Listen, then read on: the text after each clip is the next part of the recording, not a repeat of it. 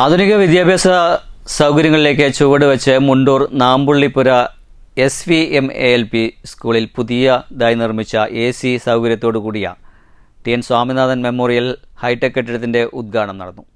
A. Prabhakaran MLA ഉദ്ഘാടനം ചെയ്തു.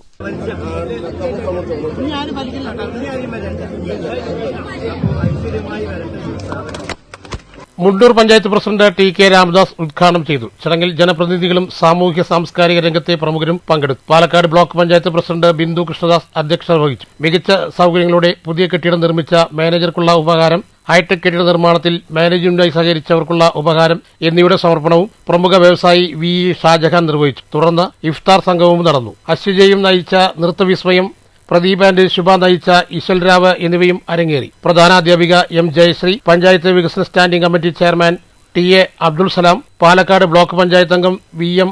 ഉണ്ണികൃഷ്ണൻ, പഞ്ചായത്ത് അംഗങ്ങളായ V. വിനീത, മുൻ മെമ്പർ V. ലക്ഷ്മണൻ, മാനേജ്മെന്റ് പ്രതിനിധി S. Suresh Babu, C. Sukumaran master, B. Vijayakumar, Shahad, VU. Zubaira, PK. Sheeja, VP. Umadevi എന്നിവർ സംസാരിച്ചു. News bureau, Kottayi.